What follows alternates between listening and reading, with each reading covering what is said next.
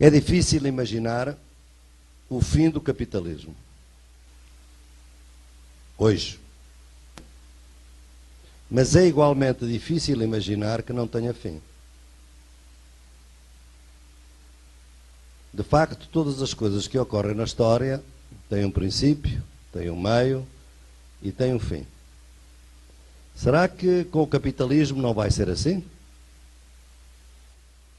Eu penso que esta pergunta tem razão de ser, porque vivemos, de facto, um tempo difícil para aqueles que lutam por uma sociedade melhor, que lutam pela emancipação social e que se apoiaram ao longo dos 2 últimos séculos em teorias, em conceitos e, obviamente, nas práticas de partidos e de movimentos que foram transformando o mundo naquilo que nós hoje conhecemos e temos.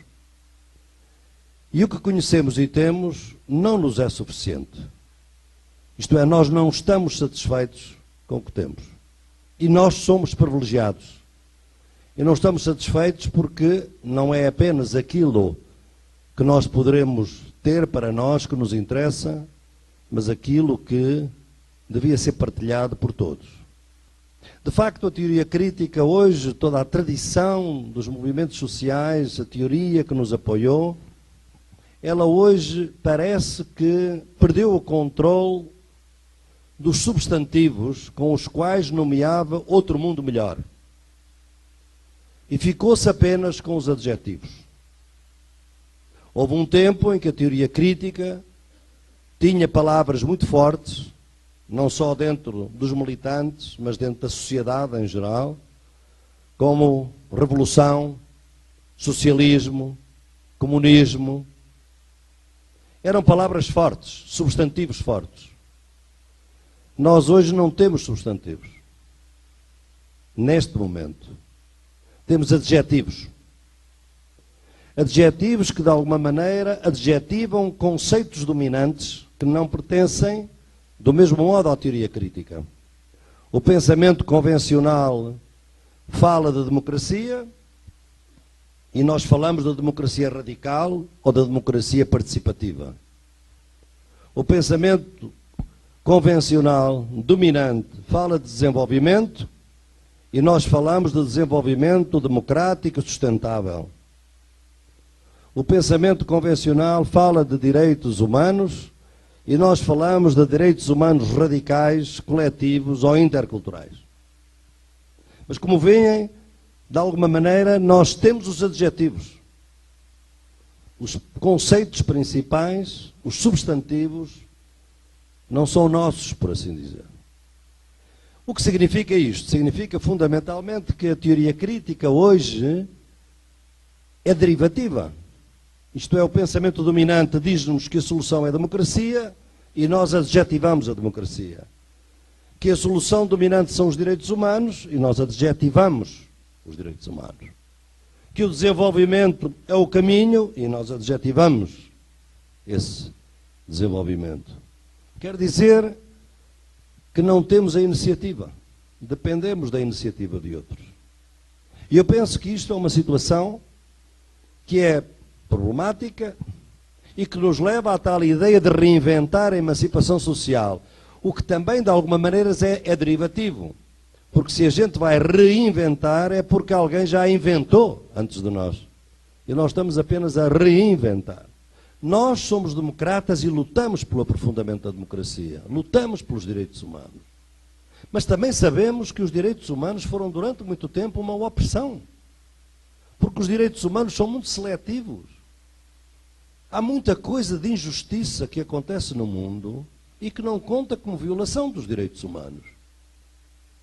Todos vocês viram na televisão, e eu cito sempre esse exemplo, aquela grosseira violação de direitos humanos que eram os soldados americanos com os presos, os presidiários da prisão Abu Ghraib por uma trela como se fossem cães.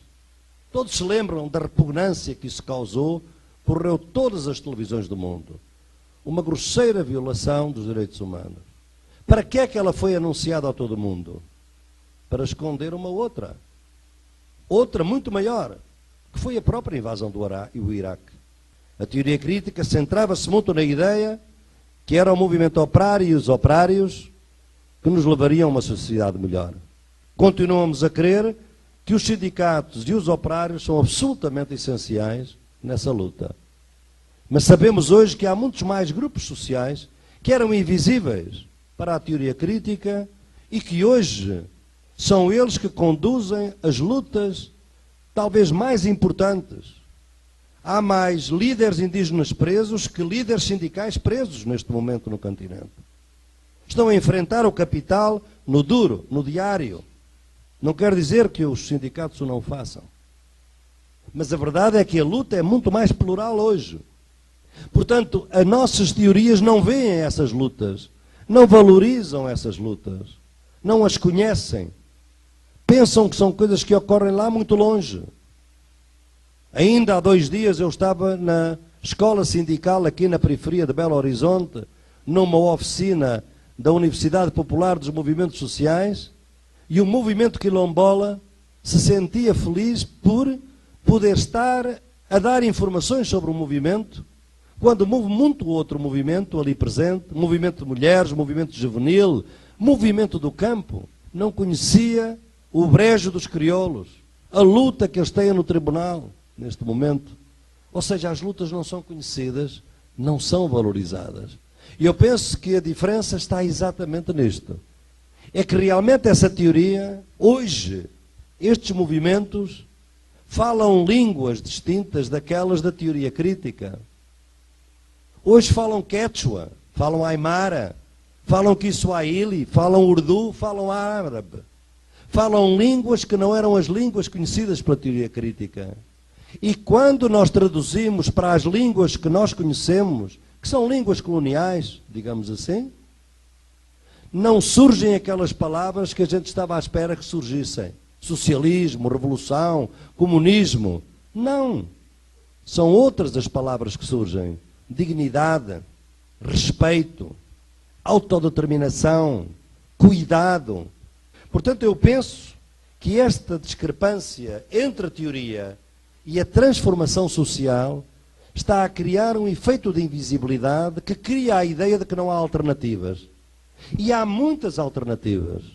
E é aí que entra o conceito que tenho vindo a desenvolver e que ainda agora, com a minha colega, publicámos esse livro de Epistemologias do Sul. O que é o Sul? O Sul é uma metáfora que significa o sofrimento humano, sistemático e injusto, causado pelo capitalismo global. E realmente muitos dos países que sofreram que têm esse sofrimento pelo capitalismo, estão no sul geográfico. Estão na América Latina, estão na África, estão na Ásia. Mas é esse sul que nos interessa. Temos que nos distanciar um pouco da tradição das nossas teorias críticas, para que, se nos distanciarmos, começarmos a ver uma paisagem nova. A paisagem das alternativas, a paisagem dos movimentos, que, em meu entender, trazem no seu bojo a grande novidade. Precisamos, pois, de vários conhecimentos. E esses vários conhecimentos, em meu entender, são os conhecimentos que nos hão de levar a uma nova justiça social. E nós temos aqui bem perto no continente a prova provada de que novos conhecimentos estão a gerar novas práticas. E essas novas práticas não têm interesse apenas para os movimentos que estão em causa, estão interesses para todos nós. O movimento indígena é hoje um movimento protagónico dentro do continente e deve ser reconhecido como tal, não para bem deles, mas para bem do continente. Um grande marxista deste continente, também excluído e pouco conhecido provavelmente de vós, porque a gente sempre começou por estudar, e aí ficou a estudar, os marxistas do Norte, os marxistas da Europa ou dos Estados Unidos. Esse grande marxista foi José Mariátegui, um grande marxista peruano que em 1930 teve essa ousadia de dizer que talvez na América Latina indígenas e camponeses podiam ser uma força libertadora, uma força emancipadora. Suma causa é um